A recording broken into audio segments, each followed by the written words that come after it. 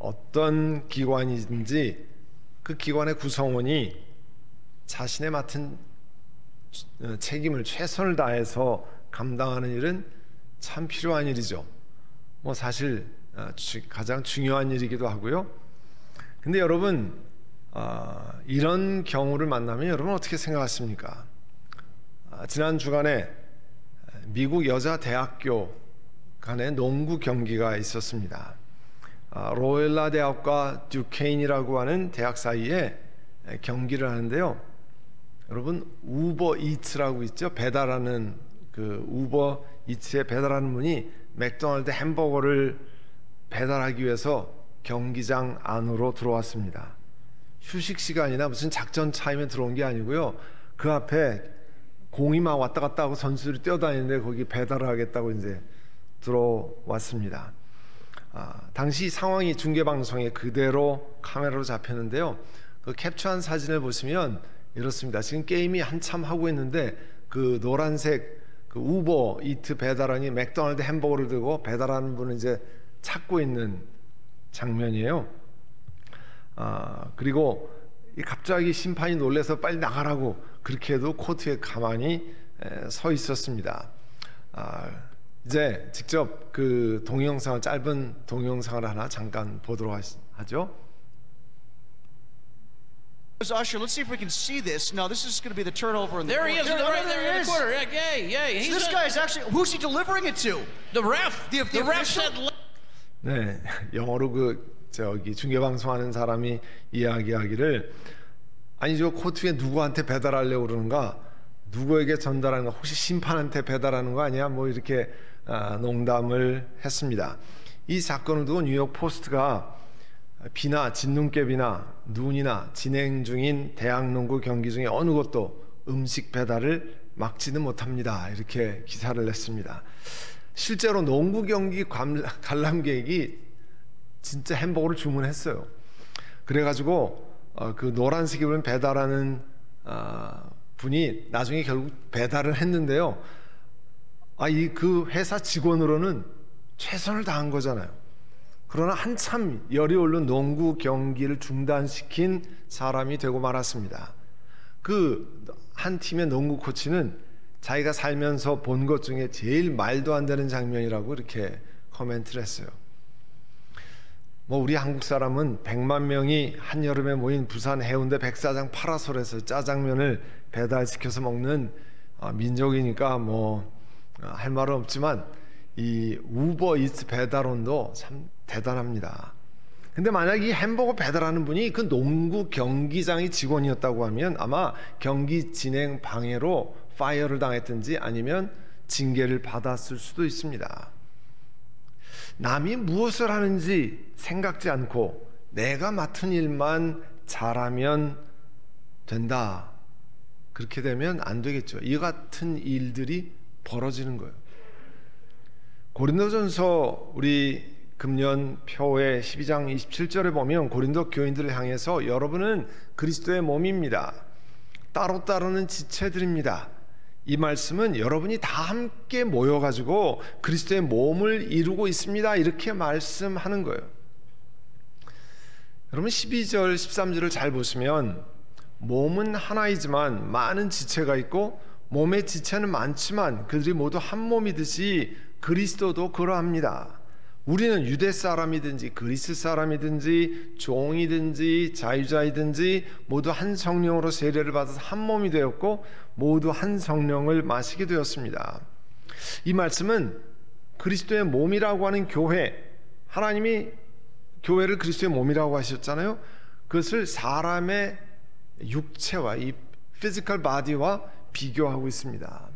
12절 13절에 이런 비유, 애널로지를 하기 위해서 그 사도 바울이 기본적인 생각의 틀을, 프레임을 소개합니다. 첫 번째가 사람의 몸은 하나라는 거예요.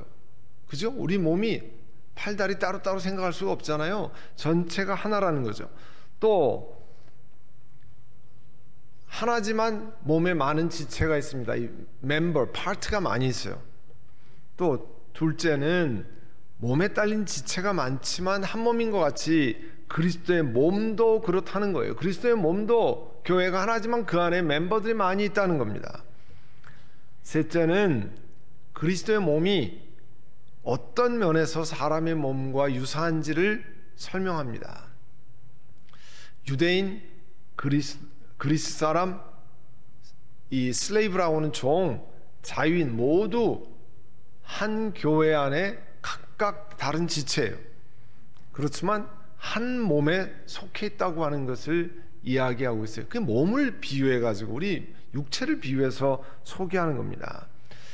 과거에 사람을 유대인, 그리스 사람, 슬레이브, 종 혹은 그 시티즌, 자유인 뭐 이렇게 구별한 그 당시에 기준이 있었겠지만, 그러나 이제 한 성령으로를 통해서 이 사람들이 다 한 몸에 속한다고 하는 것을 설명하고 있어요.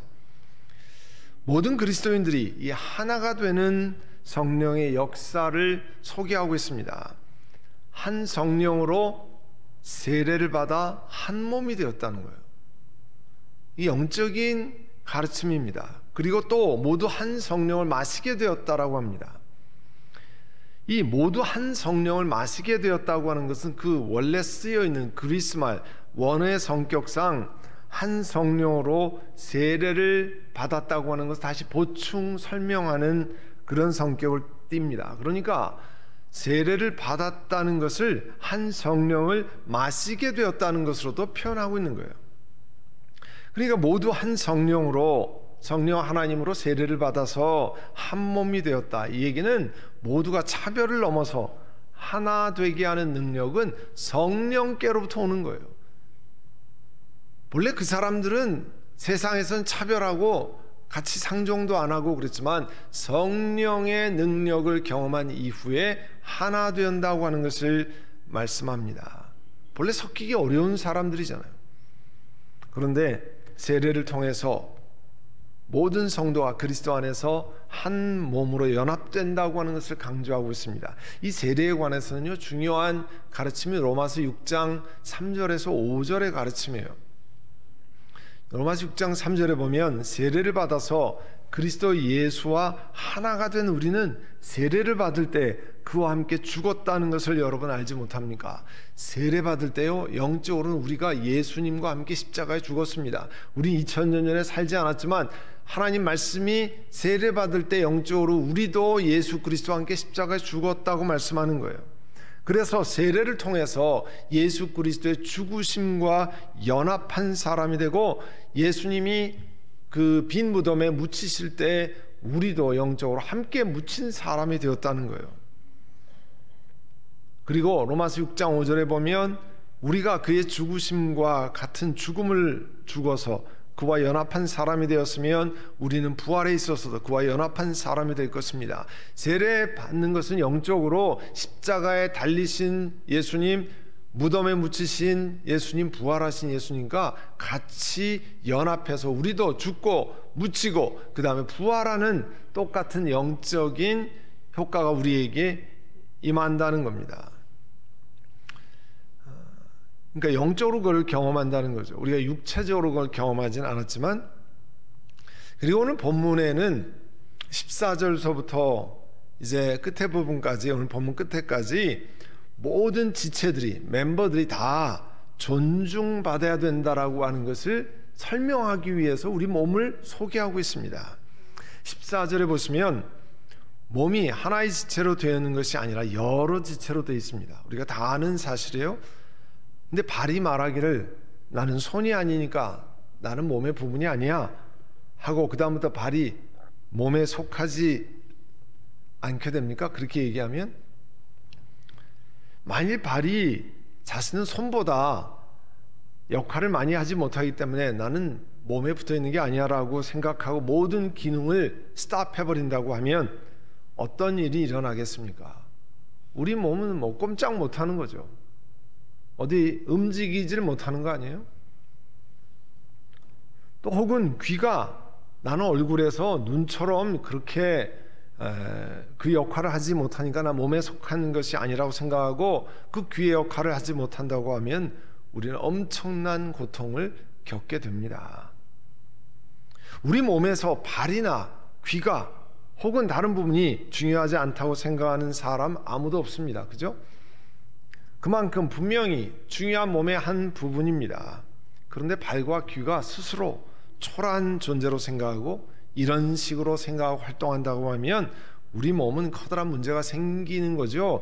그런 같은 이유로 여러분 교인들 한 사람 한 사람, 나는 선한목자 교회에서 중요한 사람이 아니야, 앞에서 보이고 이렇게 하는 사람처럼, 그러니까 나는 뭐 아무런 일을 하지 않아도 돼 하면 한쪽 구석에서부터 문제가 생긴다는 거예요. 우리 몸이랑 똑같다는 겁니다. 교회가 그리스도의 몸이기 때문에 그렇다는 거예요. 18절의 말씀을 여러분 보시면, 근데 실은 하나님께서 원하시는 대로 우리 몸에다가 각각 다른 여러 지체를 주셨습니다. 자, 우리 몸에 파트가 많이 있는 것은요, 하나님이 원하시는 대로 그렇게 하신 거예요. 우리가 정하는 거 아니죠. 그래서 각각 다른 지체지만 귀한 역할을 감당합니다. 우리 몸이. 교회 안에도 여러분 한 분 한 분은 여기 말씀 하나님이 원하시는 대로 여러분에게 역할을 주신 거예요. 그리고 하나님의 몸에 귀한 지체인 것을 잊지 말아야 됩니다. 그래서 21절의 말씀에 보면요, 눈이 손에게 말하기를 너는 내게 쓸데없다, 그렇게 할 수가 없다는 거죠. 우리가 아는 내용인데요, 그죠? 그런데 교회 안의 지체를 설명하기 위해서 이것을 다시 강조하시는 거예요. 머리가 발에게 너는 내게 쓸데없다고 할 수가 없습니다. 그뿐만 아니라 22절에 몸의 지체 가운데서 비교적 더 약하게 보이는 지체들이 오히려 더 요긴하다고 그랬어요. 혹시 지금까지 살면서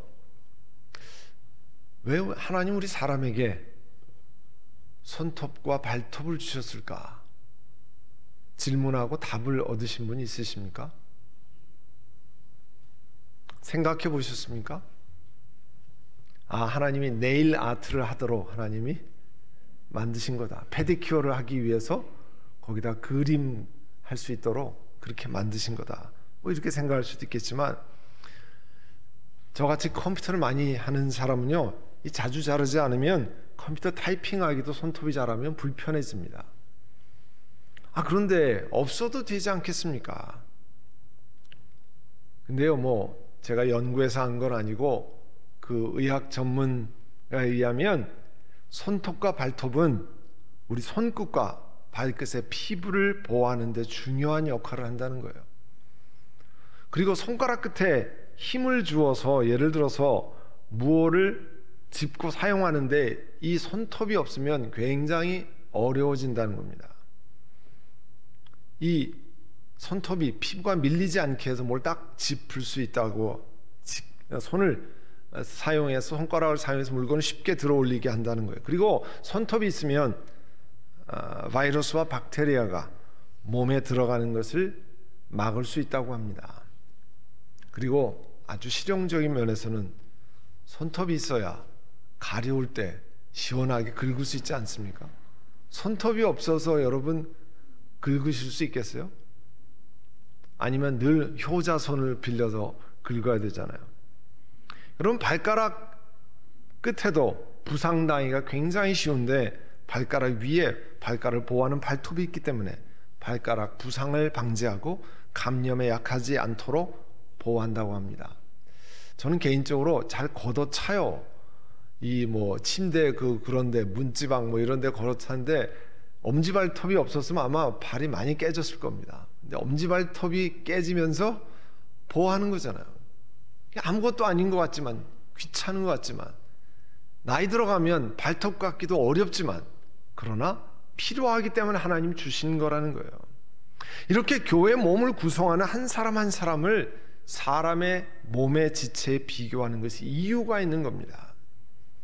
몸의 지체 사이에서, 교인들 사이에서, 그리스도의 몸인 지체 사이에서 다른 지체를 향해서 너는 별로 쓸데없는 사람이야 이렇게 말할 수 없다는 겁니다. 교회 다른 구성원들을 귀하게 여겨야 된다는 거예요. 내 몸이 다른 몸을 향해서 너 쓸데없어, 그러면 여러분 잘라버립니까? 아니면 어떻게 합니까? 교회의 다른 구성원을 향해서 귀하게 여겨야 된다는 거예요. 2주 전에 에베소 4장의 말씀을 하면서 4장 2절에 겸손함과 온유함으로 서로를 향해서 어떻게 대하라고요? 깎듯이 대하라 그랬어요. 그걸 실천하는 일에 대해서 선교의 말씀 인도자들과 함께 대화를 나누었습니다. 그런데 거기서 실제적으로 우리 교회에서 일어나는 우리가 개선해야 되고 고쳐야 될 것을 이야기할 때 이것이 많이 나왔어요. 다른 사람들에게 깎듯이 대하는 것 가운데 하나가 중요한 것이 다른 사람을 향해서 존댓말을 사용하는 거라는 거예요. 그런 이야기를 많이 나누었습니다. 우리 학교의 문화, 한국의 학교 문화는 학년별로 한 학년만 딱 차이가 나도 언니, 동생, 형, 아우 딱 구별을 하는 문화였습니다. 거기다 군대에 가서도 계속 그런 게 계속되죠.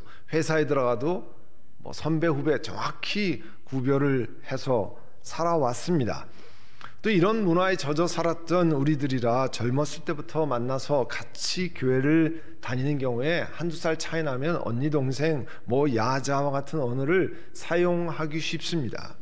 그런데 이런 습관들이 당사자들에게 너무나 익숙해져서 아무런 문제가 없는 것으로 생각합니다. 그러나 구역이나 선교에 새로 오신 분들에게 이런 대화가 마치 나는 저 가운데 도저히 끼어들 수 없는 관계라 이런 생각을 들게 만든다는 거예요. 그건 실제로 우리 교회에 처음 등록하는 분들이 이야기를 나누는 겁니다. 그러면 나는 상관없으니까 문제는 다른 사람에게 있는 거지 내게 있는 게 아니라 이렇게 얘기하면 안 되잖아요. 우리는 같은 지체로 다른 사람들을 존중하고 다른 사람들이 뭐가 불편한지 어려운지를 생각해서 우리가 개선하고 고쳐야 되지 않겠습니까? 내가 불편하더라도 다른 사람을 존중하는 방법 가운데 하나는 상대방의 입장에서 다시 한번 생각해주는 배려를 보이는 일입니다. 그러한 예로는 이 봉사하는 사람들이 앞장서서 섬기는 사람들이, 인도하는 사람들이 최대한 예의를 갖추고 정말 부드럽게 친절하게 설명하는 일이에요. 지난주에 이 고린도전서 13장 4절에 7절에 보면 사랑은 오래 참고 사랑은 친절하다고 그랬어요. 친절한 것은 내가 피곤하지 않을 때만 친절하고 나 피곤해지면 그 다음부터 나의 신경질 내도 나는 타당하다 이런 얘기하는 거 아니잖아요. 그리고 우리 지체를 존중하는 일 가운데 하나는요, 내 부서만이 아니라 전체를 생각해보는 시각이 필요합니다. 아까 여러분 농구 경기 장면 보셨지만 이 우버이츠와 함께 일하면서 맥도날드 햄버거를 체육관에 배달한 이야기를 한번 생각해 보세요. 여러분 이분에게는요, 우버이츠 배달하는 이분에게는 당연히 햄버거 잘 배달해야 됩니다. 그 사람이 그것 때문에 돈 받고 일하는 거잖아요. 자신의 임무입니다. 결국 잘 전달했대요. 참 주문한 사람 대단한 거지만 농구장에서. 그러나 내가 관여하는 농구 경기 아니라고 해서 그 농구 경기가 진행되는지 안 진행되는지 난 상관없다 이렇게 하는 건 아니잖아요. 잘 진행되도록 협조할 수 있도록 책임을 망각하기 때문에 문제가 생겨난 겁니다. 그게 이제 우리 사회에서도 이야기하는 부서 이기주의예요. 내가 속한 데만 잘 되면 되고 다른 데는 난 상관없어. 교회는 세상에서 마찬가지로 사람의 몸과 같이 많은 부서가 있습니다. 각 부서와 봉사하는 팀들이 맡은 일을 잘 수행하는 것 대단히 중요한 일입니다.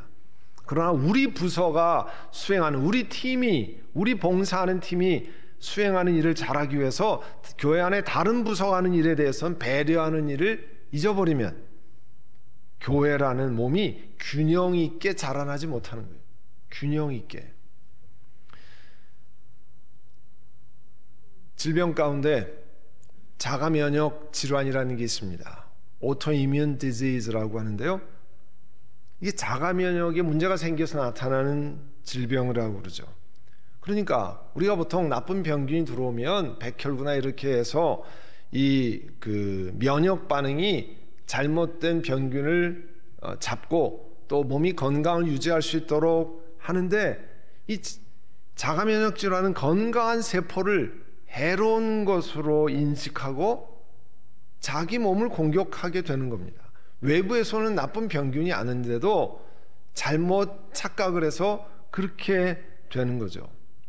여러분, 우리 교회에서도 영적인 에너지를 예수 믿지 않는 사람을 전도하고 다른 사람을 양육하고 그 사람들이 그리스도의 제자가 되는데 사용해야 되는데 다른 그리스도인들을 공격하는 데 사용하는 경우가 꽤 있습니다. 에너지를 교회 분쟁에 사용하고 다른 사람 공격하는 데 사용하고 다른 사람 비판하는 데 사용해서 연약한 영혼들을 돌보고 다른 사람들 죽게 인도하고 다른 사람들을 그리스도의 제자로 만들어가는 데 쓸 에너지가 없는 경우예요. 사람의 에너지 총량은 딱 제한되어 있어요. 한 군데 에너지를 많이 쓰면 다른 군데 신경을 못 쓰게 되어 있습니다. 사람이 그렇게 만들어진 존재예요. 그래서 이 자가면역 질환처럼 교회 안에서의 분쟁, 다른 사람을 공경하고 비판하는 데 에너지를 쓰면 정말 주께서 우리에게 부탁하신 일을 하지 못하잖아요. 여러분, 자기의 몸을 가지고 한번 생각해 보시면 쉽게 이해가 됩니다. 제 몸을 가지고 한번 설명을 드려볼게요.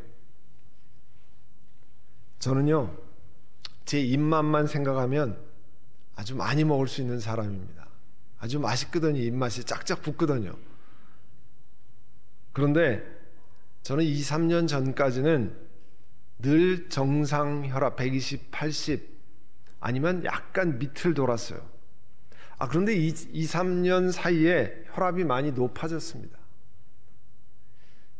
열받을 일이 많이 있는 건 아닌데 하여튼 혈압이 높아졌어요. 의사 선생님이 저한테 제가 최근에 혈액 검사하면서 이거 왜 혈압이, 옛날엔 제가 약간 저혈압기가 있는데 이게 왜 이렇습니까? 그랬더니 나이가 들어서 생기는 혈압이 이제 이 탄력성이 없어지고 이래서 생기는 거라는 거예요. 또 제가 가운에 가려서 했지만 제 체중도 늘어가고 콜레스테롤도 높아졌습니다. 그러면 어떻게 해야 됩니까? 그냥 제 입만 생각하고 계속 먹으면 됩니까? 저는 사역의 특성상 몸을 많이 움직이시는 분에 비해서 훨씬 더 많이 책상에 앉아있는 시간이 깁니다. 그리고 여러 가지 일로 먹을 일도 많이 생겨요. 그러니 건강한 몸을 유지하기 위해서는요, 저는 거의 매일 하루에 한 번 정도 그렇게 하려고 하는데 체중계에 올라갑니다. 그리고 제 입만을 위한 것이 아니고 온 몸을 위해서, 건강한 몸을 위해서 가능하면 절제하려고 노력합니다.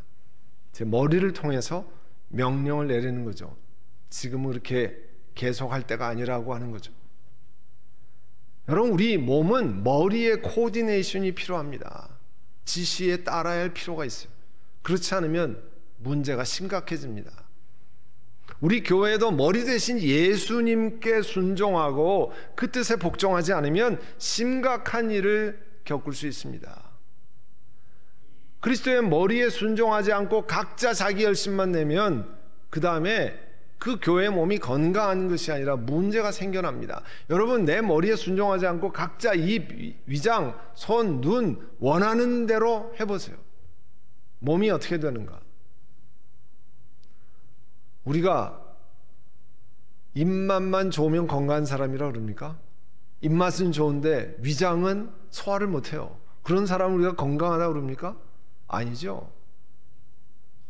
입맛이 좀 부족해도 힘을 쓸 수 있고 에너지를 발산하는 온 몸을 건강하게 healthy body라는 것을 우리가 늘 이해해야 되잖아요.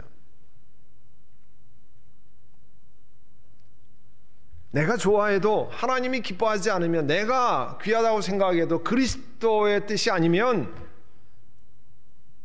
멈추고 순종해야 됩니다.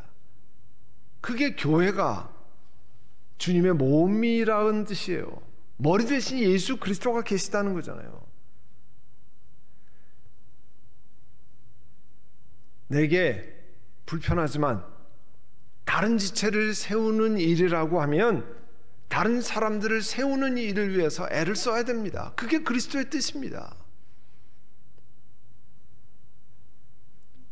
손경민 목사님 작사 작곡한 행복이라는 찬양에, 제가 어제 이제 설교 정리를 하면서 그 찬양을 많이 계속 이렇게 여러 찬양을 들었는데, 그 중에 억울한 일 많지만 주를 위해 참는 것, 억울한 일 많지만 그리스도를 생각하고 참는 것. 그래서 25절에 보면요, 몸에 균열이 분열이 생기지 않게 하시고 지체들이 서로 같이 걱정하게 하셨다는 거예요. 그게 몸이라는 겁니다. 한 지체가 고통을 당하면 모든 지체가 함께 고통을 당합니다. 한 지체가 영광을 받으면 모든 지체가 함께 기뻐합니다. 고린도 교회 교인들이요, 이 교훈을 배울 필요가 있기 때문에 하나님께서 사도 바울을 통해서 말씀하는 거예요. 우리도 이 교훈을 받을 필요가 있기 때문에 고린도전서를 우리에게 주셔서 읽도록 하셨습니다. 하나님은 몸의 한 부분 한 부분이 다른 모든 지체에게 중요하도록 우리 몸을 만드셨어요. 그래서 몸의 한 부분이 아프면 몸 전체가 힘을 제대로 쓰지 못하는 경우가 대부분입니다. 여러분, 기관지염이 걸리면 딱 기관지만 아프고 다른 데는 멀쩡합니까? 기관지염이 아파서 기침하면요, 온몸이 힘을 쓰지 못합니다. 여러분, 교회 안에서 그걸 배우라는 거예요. 이 고린도전서 12장 말씀은 몸을 통해서 그리스도인 한 사람 한 사람이 몸의 지체가 되어 있는데 서로 귀하게 여기고 서로 보살피고 서로 세워줄 수 있도록 배우라는 거예요. 우리 몸이 내전을 쌈박질을 하면 내 몸이 설 수 없는 것처럼 교회 안에서도 그렇게 하면 안 된다는 게, 고린도 교회가 분열이 있었거든요. 고린도 교회가 네 편 내 편 가르려 가지고 저 사람이 얘기하는 난 안 쫓아가, 나는 바울파야, 나는 베드로파야, 뭐 이렇게 나뉘었었거든요. 몸을 통해 배우라는 겁니다. 사랑하는 성도 여러분, 우리 그리스도인들은 각각은 교회라는 큰 몸의 한 부분이에요. 우리들이 다 모여가지고 그리스도의 몸을 이루는 겁니다. 우리 몸이 서로를 위하고 몸 전체의 건강 증진을 위해 노력하는 것을 배워야 됩니다. 이거 다 배워서 하는 거예요. 우리 어렸을 때부터 몸 관리하는 걸 다 배우는 거잖아요. 어른들한테, 의사 선생님들한테 배우고 필요한 것들을 배워서 하는 거잖아요. 주의 영광을 위해서는 조금 늦게 갈 수도 있습니다.